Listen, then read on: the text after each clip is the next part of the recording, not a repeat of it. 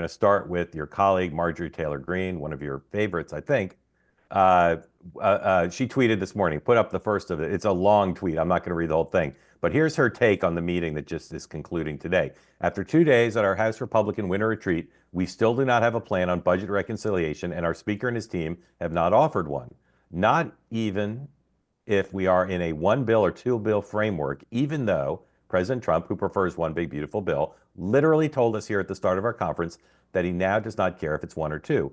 Basically, just get started doing something. Next, please. We have only been presented with the same policy and budget cut proposals that we've been presented with for a month now at all our meetings and at a full Saturday conference meeting earlier this month. I would say sink or swim, but our country is already sinking, so we must swim.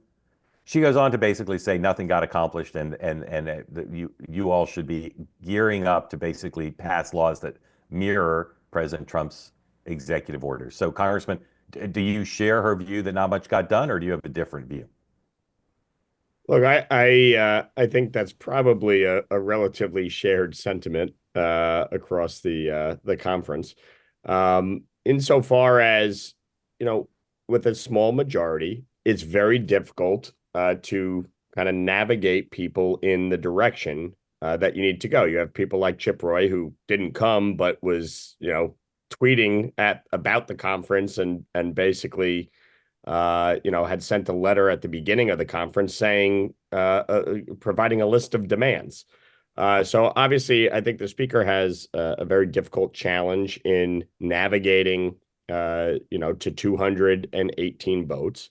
I think when the president said during his remarks that he didn't care whether it was one or two bills, that obviously complicates the negotiation. I mean, the fact is, in my view, it's one bill.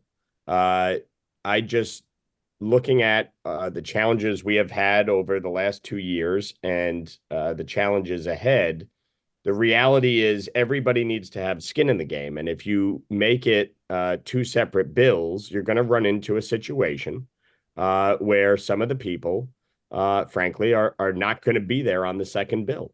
And that's just my perspective on it, based on having witnessed how people behave and how they act, and their inability to work as one team.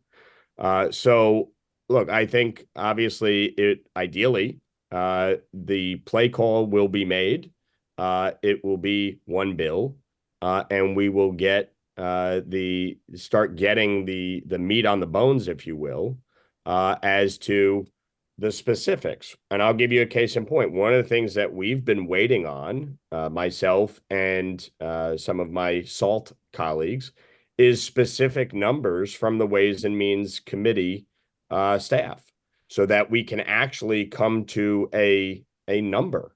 It's hard to come up with a concrete number when you don't have specific numbers to work off of, and both in terms of cost as well as impact on your specific district. So there's still a lot of work to do, obviously. I think the objective of conferences like this are to get everybody, for the most part, in the room. I think we had about 170 members or so here.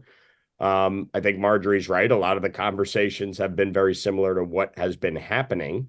But we have to really start coming to some decision points here, and I hope coming out of this conference that leadership starts making very clear decisions as to the path forward.